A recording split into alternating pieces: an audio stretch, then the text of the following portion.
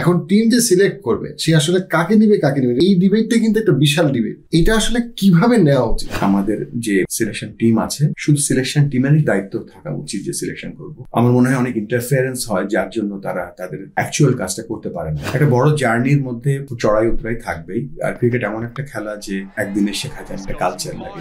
Country wide আমাদের robust coaching system থাকা উচিত যেখানে সবাই প্রপার ক্রিকেটটা শিখতে পারবে। মাঝে মাঝে কম্পেয়ার করে ফেলি যে আপনাদের সময় ভালো খেলতেন না এখন ভালো খেলে, আপনাদের সময় ভালো খেলতেন এখন ভালো খেলে না। আমি আজকে ক্রিকেট খেলবো এবং আমার বিশ্বাস থাকতে হবে আমি ভালো করলে আমি জাতীয় দলে খেলবো একদিন। এই স্বচ্ছতাটা আরেকটু মনে হয় আনা উচিত। আসসালামু আলাইকুম, বুলবুল ভাই কেমন আছেন? ওয়ালাইকুম আসসালাম, আল্লাহর রহমতে ভালো আছি। তো বুলবুল ভাইয়ের এখনো আমার কাছে যেটা চোখে ভাসে সেটা হচ্ছে 2000 সাল বাংলাদেশের প্রথম টেস্ট ম্যাচ ইন্ডিয়ার সাথে, এবং বুলবুল ভাই আমাদের প্রথম 145 রানের একটা অসাধারণ ইনিংস উপহার দিয়েছিলেন অধিনায়ক হিসেবে। অধিনায়ক ছিলাম না। ওকে, আপনি বাংলাদেশের ফার্স্ট ক্রিকেট ওয়ার্ল্ড কাপের অধিনায়ক ছিলেন। তখন বোধহয় আকরাম ভাইয়া ছিলেন, তখন অধিনায়ক ছিলেন। প্রথম টেস্টের অধিনায়ক ছিলেন নাইমুর রহমান দুর্জয় ভাইয়া ছিলেন। ওকে, তো ভাই কেমন আছেন? জি আল্লাহর রহমতে ভালোই আছি। খুব ব্যস্ত থাকতে হয় কাজের জন্য, আল্লাহর রহমতে ভালোই আছি আলহামদুলিল্লাহ।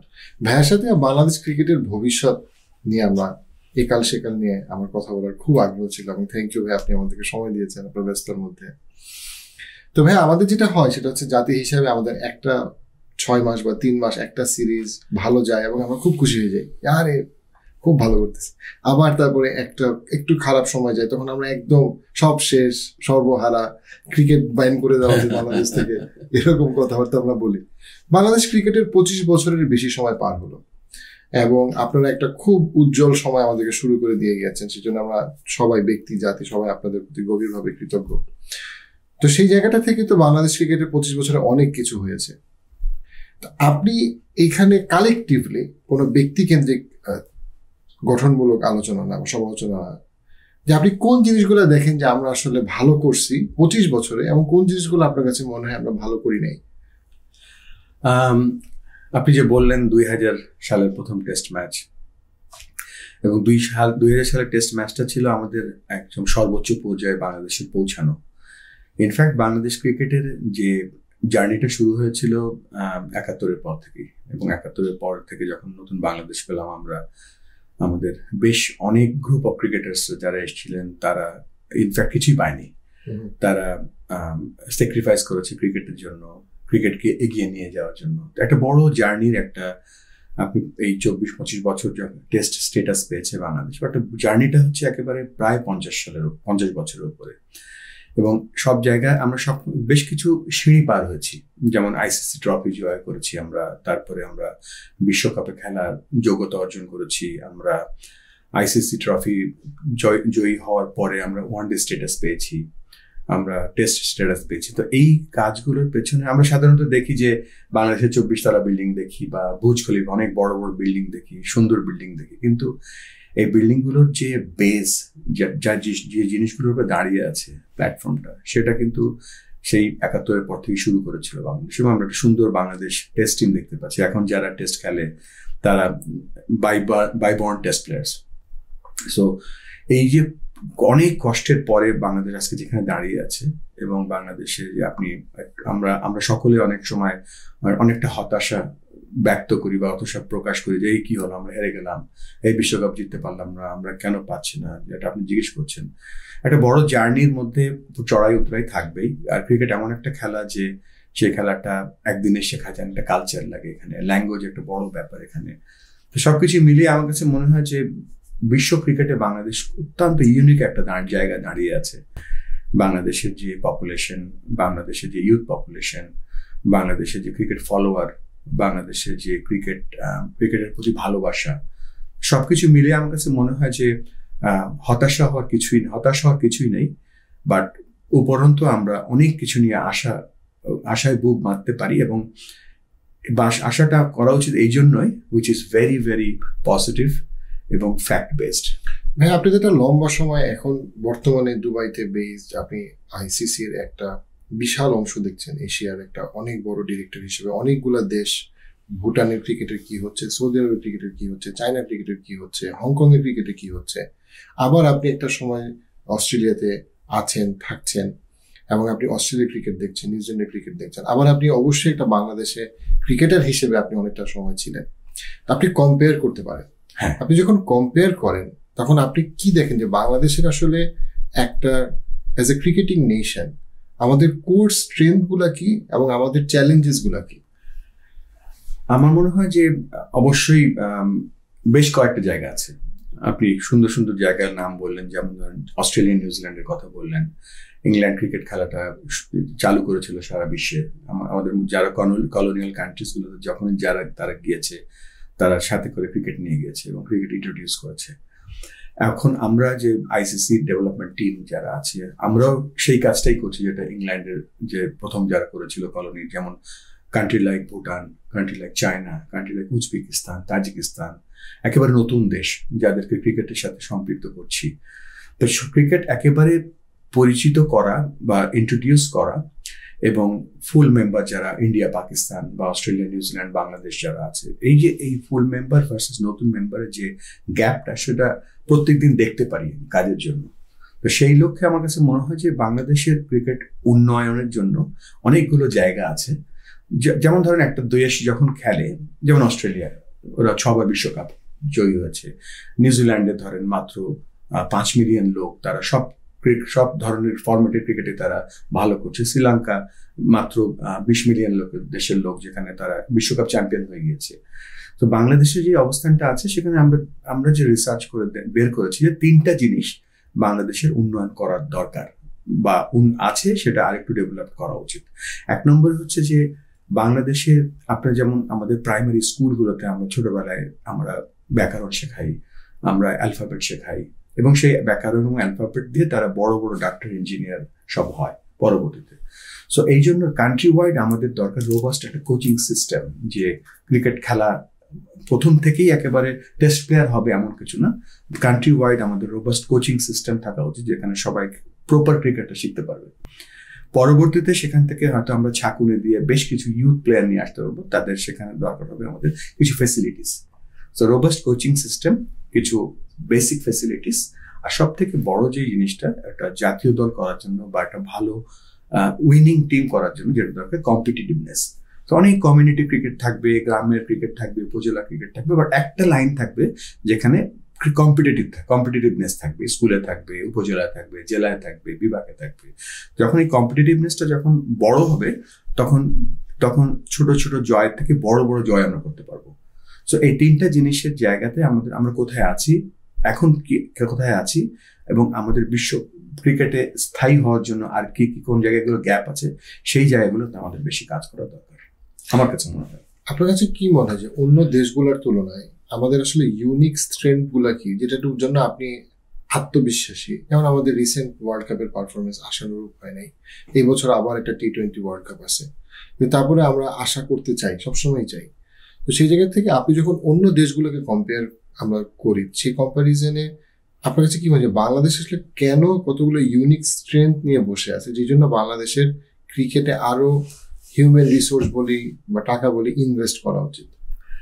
আমরা যেমন আমরা একটা সাবজেক্ট কোর্সে শেখানোর চেষ্টা করি, কোচিং ফিলসফি। তো কোচিং ফিলসফিটা যখন আমরা শেখাই, বা একটা কোচ যখন, যেমন ধরেন আমরা যেভাবে বাসায় আমাদের পরিবারের লোকদের সাথে ব্যবহার করি, আমাদের টিচারদের সাথে যেভাবে ব্যবহার করি, আমরা বাজারে গিয়ে আমাদের দোকানদারদের সাথে যেভাবে কথা বলি, যেটা দিস ইজ ন্যাচারাল। তো আমাদের ক্রিকেট খেলাটাও শেখা উচিত ন্যাচারালি। আমাদের এমন কোনো কিছু করা উচিত না আমাদের জীবনের সাথে সেটা একটা দুটো ভাগ যাতে না হয়।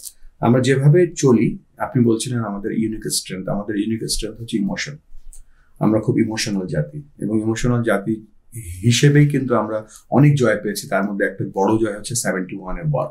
আমরা অত্যন্ত ইমোশন, দেশপ্রেমিক। এই দুটো জিনিস কাজে লাগাতে হলে আমাদের সবথেকে বড় যে জিনিসটা দরকার, সেটা হচ্ছে কালচার।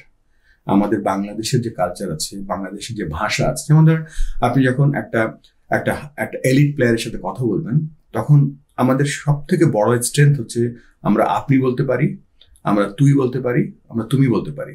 সো এই যে 3 ধরনের ফর্মালিটি আমরা মেনটেন করতে পারি, এর মাধ্যমে কিন্তু আমরা 3 ভাবে একটা এলিট প্লেয়ারের একেবারে সূক্ষ্ম ব্রেনের যে সূক্ষ্ম জায়গায় আছে, সেখানে আমরা ঢুকতে পারবো। বাট অন্য একটা ল্যাঙ্গুয়েজ বা অন্য একটা কালচার দিয়ে যখন যাবো, তখন সেটা পারবো না। তা আমার কাছে মনে হয় যে আমার কাছে যেটা যে আমাদের যে স্ট্রেংথ, অন্যতম স্ট্রেংথ হচ্ছে ভাষা, আমাদের অন্যতম বড় স্ট্রেংথ হচ্ছে আমাদের কালচার। এইগুলো দিয়েই আমাদের ক্রিকেটটা এগিয়ে নিয়ে যেতে হবে। যেমন ধরেন একটা রিক্সাওয়ালা যিনি ক্রিকেটকে ভালোবাসে বা ফলো করে, তারও কিন্তু জানা উচিত বা তারও কিন্তু অ্যাক্সেস থাকা উচিত যে আমি 8 ঘন্টা রিক্সা চালাবো, কিন্তু সন্ধ্যাবেলা বা সকালবেলা আমি 10টা বল ক্রিকেট খেলতে পারবো, মারতে পারবো কোথাও গিয়ে। তো আমরা যখন কান্ট্রি ওয়াইড ক্রিকেট কালচারটা আমরা প্রসারিত করতে পারবো, তখন কিন্তু অটোমেটিক্যালি সবকিছুই এগিয়ে যাবে। হয়তো আমরা বিশ্বকাপ আরো 10 বছরও চ্যাম্পিয়ন হবো না, কিন্তু আমাদের সবাই ক্রিকেটের একটা অংশ হবে। এটাই আমাদের এই মুহূর্তের লক্ষ্য হওয়া উচিত।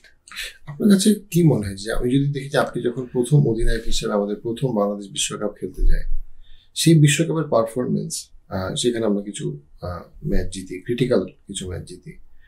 আবার আমি যদি লাস্ট বিশ্বকাপ আমি যদি বলি গত বছর, অ্যাপারেন্টলি একটা সাধারণ দর্শক হিসেবে আমি যদি বলি, আমি একেবারে ক্রিকেটের কোনো স্পেশালিস্ট না, কোনো এক্সপার্ট না, সাধারণ দর্শক, আমাদের কাছে কিন্তু অনেক সময় মনে হয় 25 বছরে কি হইলো।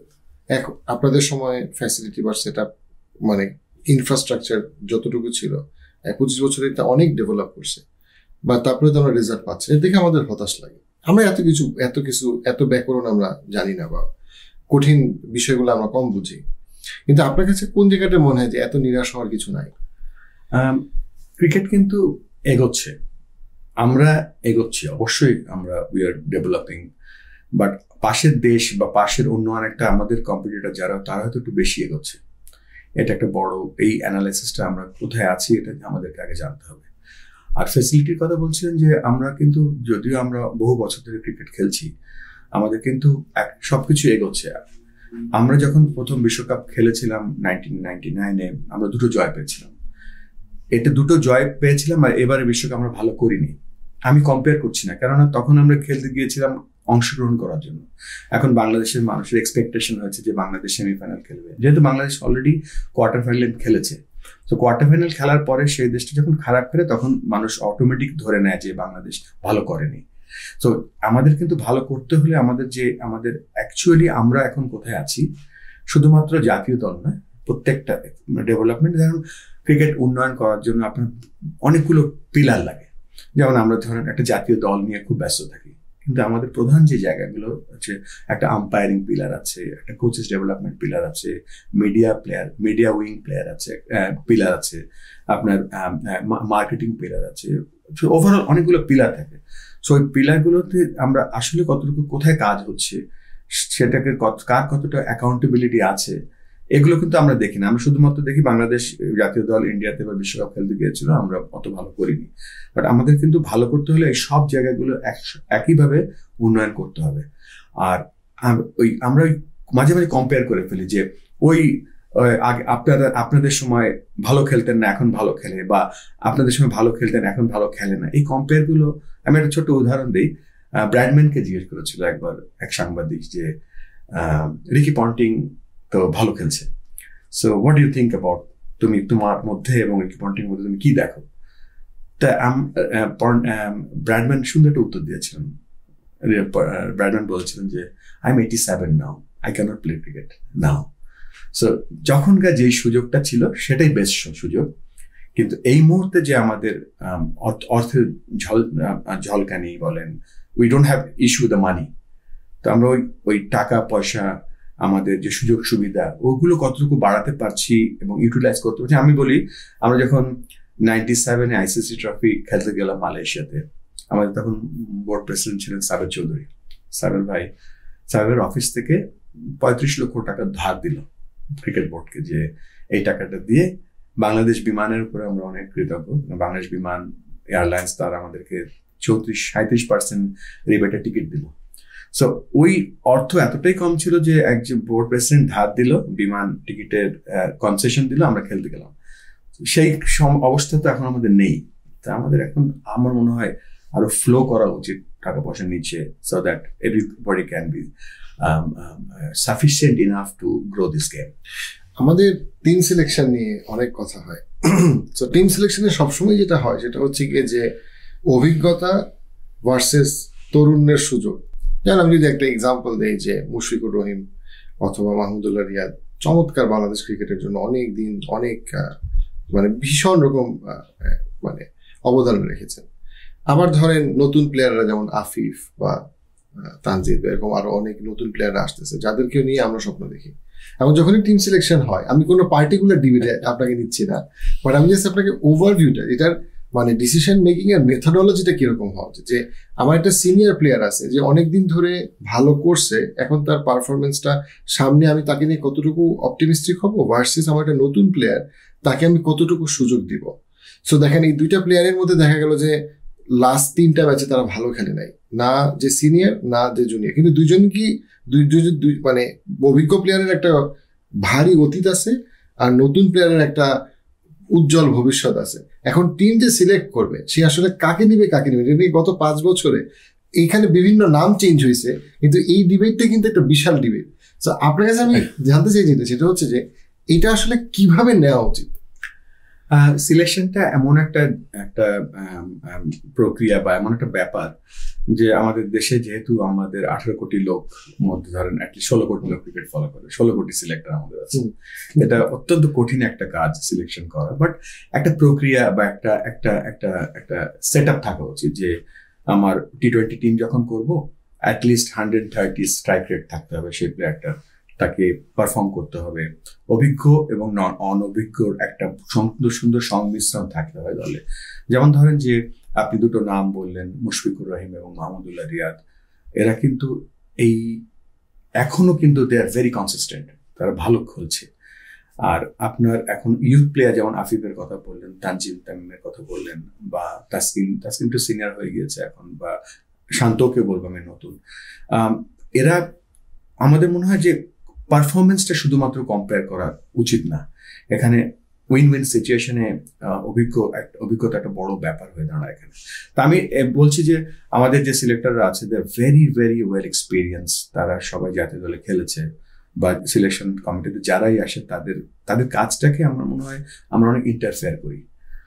আমাদের যে সিলেকশন টিম আছে শুধু সিলেকশন টিমেরই দায়িত্ব থাকা উচিত যে সিলেকশন করব, কিন্তু আমার মনে হয় অনেক ইন্টারফেয়ারেন্স হয় যার জন্য তারা তাদের অ্যাকচুয়াল কাজটা করতে পারে না। আর একটা সেট আপ একটা প্রক্রিয়া থাকা উচিত যে আমার কত % সিনিয়র প্লেয়ার দলে থাকা উচিত। যেমন ধরেন আপনি 50 ওভারের ক্রিকেট বা টেস্ট ক্রিকেট, এই 3 ধরনের ফরম্যাটে একটা উদাহরণ দেয় আপনাকে যে একটা ব্যাটসম্যান যখন T20 ক্রিকেট খেলতে যায় তখন তার মেন্টাল স্টেট থাকে যে আমি প্রত্যেকটা বল মারবো, কেন আমাকে একটা বলও ডট করা যাবে না। আবার 50 ওভার ক্রিকেট যখন খেলে তখন একটা ব্যাটসম্যানের মেন্টাল স্টেট থাকে যে আমি 1 রান চেষ্টা করবো নিতে, লুজ বলটা মারবো। কিন্তু টেস্ট ক্রিকেটে কিন্তু ব্যাটসম্যানের একটা মেন্টাল স্টেটই থাকে আমি বলটা মারবো না, আমি বলটা টিকে থাকবো। এই যে বলটা টিকে থাকা ভার্সেস প্রত্যেকটা বল মারা, এই যে ধরেন ডিফারেন্ট টাইপ অফ ফরম্যাটে যে different type of mental set up দরকার হয়, সে মেন্টাল সেট আপের জন্য আপনার সিলেকশনে ওই ধরনের একটা প্রক্রিয়া থাকা উচিত। তো আমাদের নিশ্চয়ই প্রক্রিয়াটা আছে, যদি না থাকে করা উচিত, এবং যদি থাকে সেটা ফলো করা উচিত। আমরা যদি একটু ভাইয়া মানে গঠনমূলক সমালোচনার জায়গায় যাই, যে আপনার কাছে কি মনে হয় যে যেই আমাদের টোটাল ক্রিকেট ইকোসিস্টেম যেটা কথা আপনি বলছেন, যেটা থেকে আসলে ভালো প্লেয়ার চলে আসবে, ভালো প্লেয়ার হঠাৎ করে উঠবে না, ওই ইকোসিস্টেমে যদি আমরা গঠনমূলক সমালোচনার দৃষ্টিকোণ থেকে দেখি, যে আপনার কাছে কি মনে হয় যে যেটা অবভিয়াসলি হওয়া উচিত কিন্তু হচ্ছে না? একটা সত্যি কথা কি যে একটা বাচ্চা ছেলে যখন ক্রিকেটে ইন্ট্রোডিউসড হয়, যেমন একটা গ্রামে একটা ছেলে ক্রিকেট খেলছে এবং খেলতে চায়, সে কিন্তু অনেক বড় ছবিটা প্রথমে দেখার চেষ্টা করে যে আমি একদিন আমি সাকিব আল হাসান হব, বা আমি তামিম ইকবাল হব, বা আমি মুশফিকুর রহিম হব। সো ওইটা হওয়ার জন্য যখন সে প্রথম টেনিস বলে ক্রিকেট খেলা শুরু করবে, তার কিন্তু জানছে, তার কিন্তু একটা ক্লিয়ার পাথ হয়ে দেখতে পায় সে যে আমি এরপরে উপজেলায় যাব খেলতে, উপজেলা থেকে আমি যাব জেলায় খেলতে, জেলা থেকে আমি বিভাগে খেলবো, বিভাগ থেকে আমি জাতীয় দলে খেলবো। এই যে একটা ক্লিয়ার পাথ হয়ে আমার মনে হয় আমাদের নেই। তো এটা একটা ব্যাপার। আরেকটা ব্যাপার হচ্ছে যে আমাদের, আপনি জানেন যে ফ্রান্স ফুটবল টিম ওরা কিন্তু সবসময় ভালো করে, দেখবেন বিশ্বকাপে they are one of the most consistent football team. এর কারণ হচ্ছে যে ওদের সব ভালো কোচরা স্কুলে গিয়ে কাজ করে। সো আমাদের স্কুল ক্রিকেট, কলেজ ক্রিকেট, সব ধরেন কয়েকটা উইং আছে, যেমন ধরেন আপনি জেলা উপজেলা ক্রিকেট, আপনার এডুকেশনাল বেসড ক্রিকেট, আপনার একটা বিভাগীয় টপ লেভেল ক্রিকেট। সো এই ধরনের pathway is not very clear at the moment. আমরা সাধারণত প্লেয়ার সিলেক্ট করি, দেখা যাচ্ছে ঢাকা লিগে যারা ভালো খেলে, বিপিএল এ যারা ভালো খেলে, বাট আপনার কিন্তু সেখানে আপনি সুযোগ দিচ্ছেন মনে হয় 2% ক্রিকেটার্স বা 1% ক্রিকেটার্স, বাট কান্ট্রি ওয়াইড কিন্তু হাজার হাজার ক্রিকেটার্স আছে। সো এই যে পেয়ার ঝাঁকুনির যে ব্যাপারটা আছে, আপনি বেস্ট ফানেল দিয়ে বেস্ট প্লেয়ারটা বের করে আনবেন। ওই প্রথমে বলেছিলাম যে robust coaching system, facilities, competitiveness এগুলো যদি থাকে, তা নেই, আমার কাছে মনে হয় নেই। তো এটা করা উচিত। আর আরেকটা বড় হচ্ছে যে স্বচ্ছতা, যে একটা ছেলে আমি আজকে ক্রিকেট খেলবো এবং আমার বিশ্বাস থাকতে হবে যে আমি ভালো করলে আমি জাতীয় দলে খেলবো একদিন। এই স্বচ্ছতাটা আরেকটু মনে হয় আনা উচিত। আমার একটা মানে অবজারভেশন বলি আর কি, ক্রিকেটের বাইরে থেকে ক্রিকেটে, সেটা হচ্ছে যে আমরা যেহেতু কাউন্সিলিং করি, বাংলাদেশের অনেক আমি বলবো যে টপ লেভেলের ক্রিকেটার আমাদের লাইফ স্প্রিং সাইকোলজিক্যাল সাপোর্ট নিতে আসছে রিলেটেড টু মেনি ইস্যুস, কারণ আমি বলছি না। এবং তাদের অনেকের সাথে কথা বলে একটা কমন স্ট্রাগল যেটা আমরা দেখছি, সেটা হচ্ছে কালচারগত প্রবলেম। সেটা হচ্ছে যে আমাদের দেশে তো ধরেন অনেকে ঢাকার বাইরে থেকে এমন আসতেছে এবং তারা তো পপুলারিটি দেখে নাই, তারা টাকা দেখে নাই, তারা হয়তো একটা মানে হাম্বল একটা পরিবার থেকে তারা উঠে আসছে। তারা খুব ভালো খেলে, সেটা তারা বোলিং করুক ব্যাটিং করুক, তাদের সেই মেধা অবশ্যই আছে। কিন্তু তারা যখন হঠাৎ করে এই পুরা বিষয়টাতে এক্সপোজড হয়, তাদের অনেকের মধ্যে ভীষণ পরিমাণে আচরণগত বলি, ডিসিপ্লিনারি বলি ইস্যুস চলে আসে, যেটা মানে তারা এটার যে পপুলারিটির যে চাপ, অথবা এটার আমি যদি বলি যে এটা যে মানে ফাইন্যান্সিয়াল যে সর্ট অফ ফাইন্যান্সিয়াল তারা ইরেসপন্সিবল হয়ে যায়, মানে এটা টোটাল আমি ভোগ বিলাস থেকে শুরু করে ডিসিপ্লিনারি ইস্যু হয়। এবং তাতে যেটা হয় সেটা হচ্ছে একটা পর্যায়ে কিছু প্লেয়ারও বুঝতে পারে না তারা ভুল করে ফেলতেছে, অনেক বেশি গা ভাসায় দেয়, এবং কোচ বা স্টাফ তাদের মধ্যে একটা টেনশন তৈরি হয় যে এত মেধাবী একটা ছেলে পড়ে যাচ্ছে, দেশও কিন্তু মানে দেশও হারায়, কোচও হারায়, প্লেয়ারটাও হারায়। এবং এটা কিন্তু অনেকের ক্ষেত্রেই হয়েছে। হ্যাঁ, অবশ্যই। তো সেই জায়গাটাতে আপনার কাছে কি মনে হয় যে একটা তো হচ্ছে প্লেয়ার ছাঁকুনি দিয়ে উঠে আনা, আরেকটা হচ্ছে এদেরকে রিটেইন করা, সো দ্যাট তারা 2 বছর ভালো না খেলে, তারা যেন 20 বছর ভালো খেলে। সেই জায়গাটা আপনার কাছে কি মনে হয়, স্ট্র্যাটেজিটা কি হওয়া উচিত? আমার মনে হয় এটা খুবই গুরুত্বপূর্ণ একটা জায়গা টু সাস্টেইন এ ট্যালেন্ট আর রিটেইন এ ট্যালেন্ট। এখানে আমি যে ওই যে প্রথমে বলেছিলাম যে একটা ছেলে যে ব্যাকরণ শেখাবে ছোটবেলায়, সো ক্রিকেটের সাথে সাথে কিন্তু ভ্যালুসটা জীবনের শেখাটা খুব জরুরি। এখানে একটা খেলোয়াড়, বহু খেলোয়াড় আমরা কিন্তু সাধারণত সাকসেসফুল ক্রিকেটারদের নিয়ে আলোচনা করি। আমরা আমাদের যে পার্টিসিপেশন আছে, সেই পার্টিসিপেশনের আমরা কতগুলো নাম্বার আমাদের কাছে আছে, কতগুলো ভালো প্লেয়ার আমাদের কাছে আছে, সেগুলো নিয়ে আলোচনা করি। আমরা কিন্তু কখনো আলোচনা করি কতগুলো প্লেয়ার ঝরে গেছে, বা কতগুলো কোচ নষ্ট হয়ে গেছে, বা কতগুলো ট্যালেন্টেড সুপার ট্যালেন্টেড ক্রিকেটার্স হয়তো আন্ডার-19 পর্যন্ত খেলে তারপরে আর খেলতে পারেনি। সো এই জায়গাটায় আমার মনে হয় যে বিভাগীয় জেলায়, প্রত্যেকটা জেলাতে একটা করে বা একটা করে বিভাগে যদি আমরা একাডেমি সেট আপ করতে পারি, ক্রিকেটের একাডেমি বলতে ক্রিকেট খেলা শুধু না, একটা ক্রিকেটার হওয়ার জন্য কিন্তু প্রথমে যে জিনিসটা দরকার, একটা ভালো সিটিজেন হতে হয়, একজন ভালো মানুষ হওয়া, ভালো দেশের নাগরিক হওয়া, দেশের নিয়ম কানুন মেনে চলা, যে ধর্মেরই হোক সেই ধর্মের সেই তার ভ্যালুস গুলো নিয়ে এগিয়ে যাওয়া।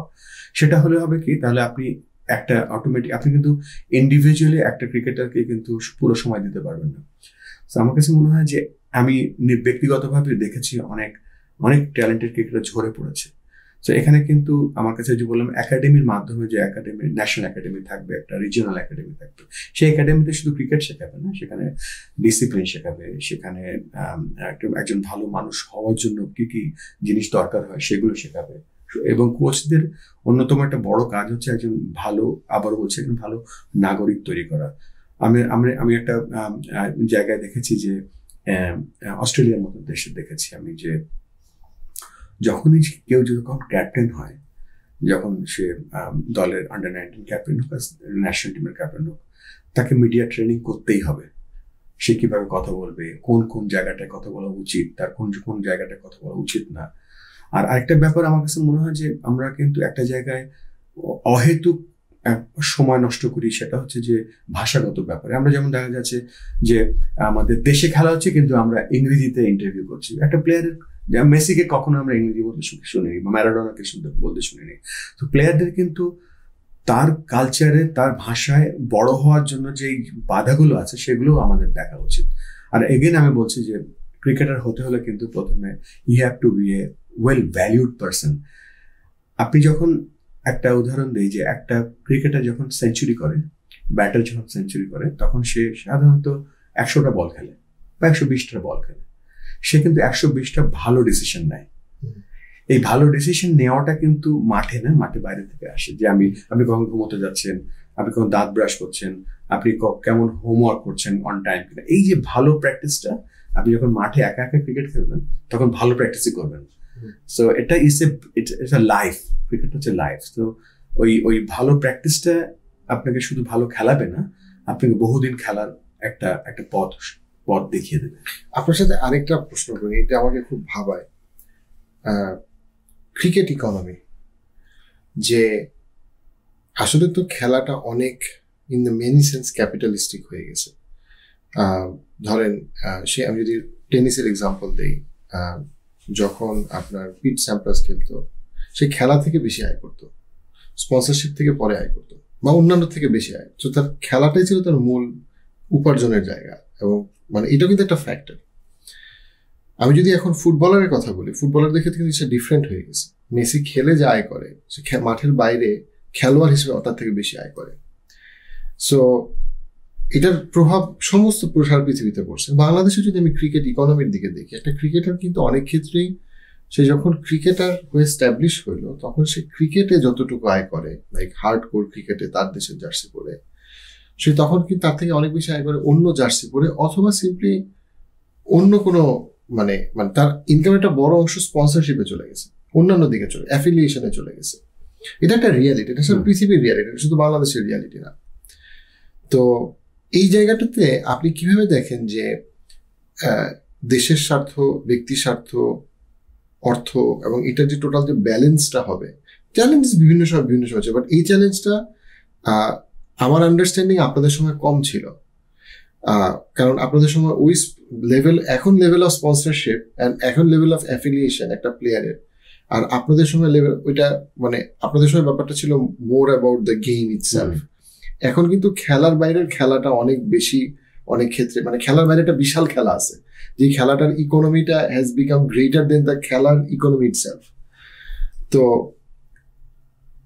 আপনি এটাকে কিভাবে দেখেন যে from a coaching point of view, কেউ তার এটাকে অবৈধ বলতে পারবে না, কেউ এটাকে তার নিষিদ্ধ করবে না, এটা আমরা করতে চাইও না, সেটা পয়েন্টটা না। বাট পয়েন্টটা হচ্ছে গিয়ে যে স্টিল খেলার মধ্যেই খেলোয়াড়দের মনটাকে কিভাবে রাখা যায় from a coaching ecosystem point of view.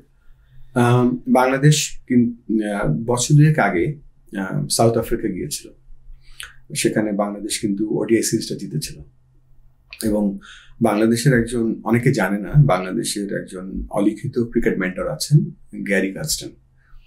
তিনি কিন্তু বাংলাদেশকে বিভিন্নভাবে সাহায্য করেছেন পেছন দিয়ে, হয়তো সামনে আসতেন না, তিনি বিভিন্ন কোচ দিয়ে, বিভিন্ন কথা বলে। তো একবার তিনি একটা কথা বলেছিলেন বাংলাদেশ জাতীয় দলের খেলোয়াড়দের সাথে, যে don't play for back side of your jersey, play front side of your jersey. পেছনে সাধারণত জার্সি নাম্বার এবং নামটা লেখা থাকে, don't play for the name. প্রথমে বুকের সামনে থাকে যে দেশের নাম, প্লে ফর ইউর কান্ট্রি। আমার এই কথাটা খুব ভালো লেগেছিল, যে যখন একটা খেলোয়াড় দেশের জন্য খেলবে তখন কিন্তু তার একটাই লক্ষ্য থাকবে যে আমি কিভাবে জয়ী হব। এবং জয়ী হওয়ার জন্য যে একটা ইনডাইরেক্ট প্রেশার থাকে ভালো করার, বা ভালো করার চেষ্টা যেটা থাকে, সেটা কিন্তু আপনাকে ওই ড্রাইভটা নিয়ে যাবে, যে আমি যদি ভালো করি তাহলে আমি জাতীয় দলে থাকতে পারবো। সো অফকোর্স আজকাল এই নিউ ব্র্যান্ডিং বা কমার্শিয়াল ক্রিকেটের যুগে, বিশেষ করে T20 ক্রিকেটে কমার্শিয়ালটা এত বড় হয়ে গিয়েছে এখন, very hard to keep them into the game. So এটা again it's a part of, আমার কাছে মনে হচ্ছে, ডিসিপ্লিন। সো একটা খেলোয়াড় যখন একটা প্রত্যেকটা খেলে চুক্তিবদ্ধ থাকে, যে আন্ডার-19 খেলুক বা সিনিয়র খেলুক, যেমন বাংলাদেশ জাতীয় দলে যারা খেলে তার আন্ডার কন্ট্রাক্ট বাংলাদেশ ক্রিকেট বোর্ডের সাথে একটা কন্ট্রাক্ট আছে, এবং তাদেরকে ম্যানেজ করে ক্রিকেট অপারেশনস। এবং ক্রিকেট অপারেশনস যারা কাজ করে তাদের দায়িত্ব থাকে যে এই খেলাটা আমার কত ঘন্টা তার দেওয়া উচিত, কত ঘন্টা তার।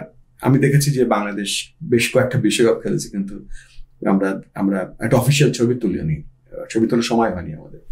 সো এটা সম্পূর্ণ আমার কাছে মনে হয় যে এটা একটা প্রশাসনিক ব্যাপার কিছুটা, আর এটা ইন্ডিভিজুয়াল ব্যাপার যে খেলোয়াড়টা, আমি অফকোর্স টাকা পয়সা দরকার আছে জীবনে, তারপরে আমি মনে করি যে ওই যে ডিসিপ্লিন এবং আমার যে কন্ট্রাক্টের মধ্যে আমি কতটুকু আছি সেটা। কিন্তু আমার পাশের দেশে বিরাট কোহলি ধরেন আপনি, বা রোহিত শর্মার কথা বলেন, বা স্টিভ স্মিথের কথা বলেন, এরাও কিন্তু they are very highly demanded players everywhere, but সবাই কিন্তু একটা শৃঙ্খলা কন্ট্রাক্টকে রেসপেক্ট করে এবং তার মধ্যেই থাকা উচিত আমাদের।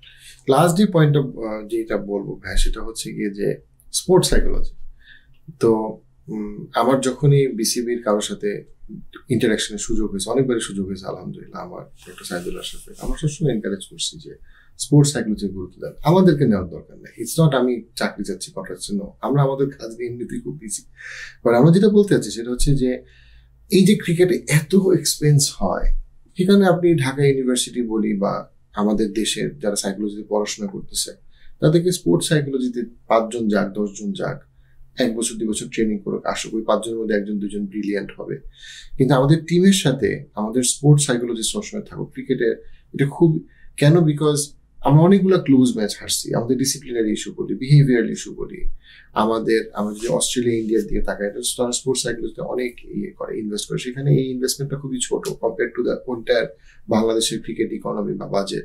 যে আমি 5টা-10টা ছেলেকে আমি জাস্ট স্পোর্টস সাইকোলজিতে মাস্টার্স করাবো, সাথে 2 বছরের কাজ করাবো, 4 বছরের মধ্যে আমার 5 জন চলে আসবে, এর মধ্যে 1 জন 2 জনকে আমি জায়গা মতো বসাই দিব। তাতে কি হবে?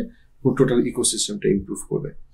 কিন্তু সেটা না করে আমরা যেটা দেখতে পাই সেটা হচ্ছে গত 20 বছর যে বিভিন্ন সময় কানাডা বলি বা উন্নত দেশ থেকে একজন সাইকোলজিস্টকে নিয়ে আসবে, স্পোর্টস সাইকোলজিস্টকে নিয়ে আসবে, যার কোয়ালিফিকেশন নিয়ে প্রশ্নটা না। প্রশ্নটা হচ্ছে কি যে সে যে আমাদের দেশের প্লেয়ারদের সাথে, যে ঢাকা বা ঢাকার বাইরে থেকে আসছে, তার সাথে যে মিঙ্গেল করবে, তার সাথে যে ইন্টারাক্ট করবে, ওই ইন্টারাকশনে অনেকগুলা বাধা, কালচারগত বাধা, ল্যাঙ্গুয়েজগত বাধা, ভ্যালুসগত বাধা। তো তাতে দেখা যায় কখনো কখনো আসে, কিছু বিভিন্ন সংবাদ সম্মেলন করে, কথাবার্তা বলে, আবার চলে যায়, আবার আসে, মানে অর্থাৎ এই জায়গাটা যদি আপনি আপনার ইনসাইটটা শেয়ার করতেন। আপনি একটু আগে বলেছিলেন পিট স্যাম্প্রাসের কথা।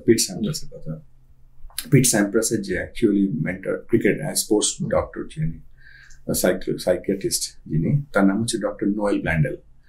সো ডক্টর নোয়েল ব্ল্যান্ডেল এখানে আরেকজন ক্রিকেটের, এই আজকে অস্ট্রেলিয়ান ক্রিকেট যেখানে দাঁড়িয়ে আছে, one of the main base, তার নাম হচ্ছে পিটার স্পেন্স।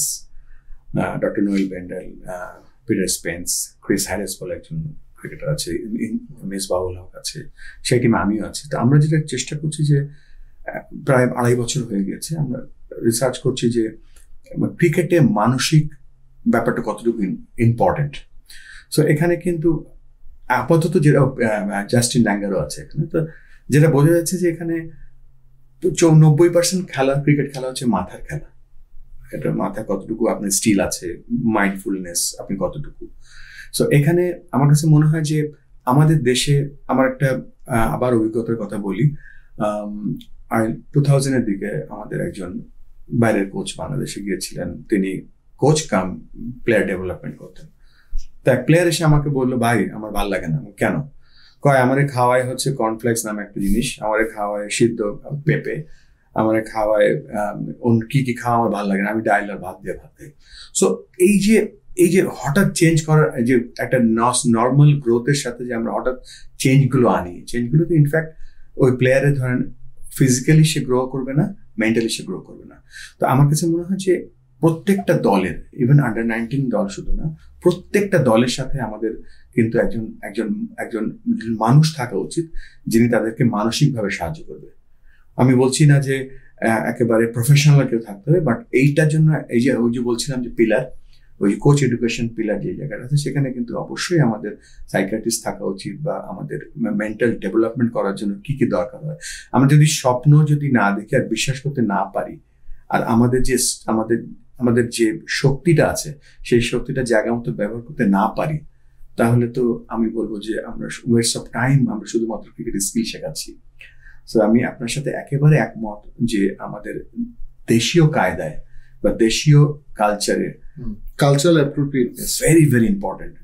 তার সাথে ওই যে বলেছেন তুই, আপনি আর তুমি, সো আমাদের এই জায়গাটায় আরো অনেক বেশি কাজ করা উচিত, যাতে আমাদের খেলোয়াড়রা যখন খেলতে যায় যেন প্রথম দিন থেকে, ধরেন মানসিক ব্যাপারটা আপনি আমার থেকে অনেক ভালো জানেন। বাংলাদেশ যদি কালকে নেপালের সাথে খেলে, বাংলাদেশ জানে যে জিতবে। এই যে মানসিক অবস্থান, সেই মানসিক অবস্থানটা আমার মনে হয় বাড়ানো উচিত। পার্টিকুলারলি আমরা অস্ট্রেলিয়া ওয়ার্ল্ড কাপ ফাইনালি ইন্ডিয়াকে হারাইলো, এটা তো সাইকোলজিক্যাল স্ট্রেংথটা তো অস্বাভাবিক। এটার জন্য যে সাইকোলজিক্যাল স্ট্রেংথটা লাগে, যে তারা যে কমফোর্টেবলি জিতে বের হয়ে আসলো, যেখানে কাগজে কলমে India was a fur superior team, এবং এটা ইন্ডিয়ার মাঠ, ইন্ডিয়ার দর্শক, ইন্ডিয়ার মিডিয়া, সেখানে অস্ট্রেলিয়া সুন্দর মতো গিয়ে একটা জয় বের করে নিয়ে আসলো, এবং it was I would say comfortable win. এবং এটার জন্য যে এটা শুধুমাত্র মানে আমি যে বলতেছেন যে এখানে সাইকোলজিক্যাল স্ট্রেংথ এত ভয়ঙ্কর পাওয়ারফুল একটা ব্যাপার।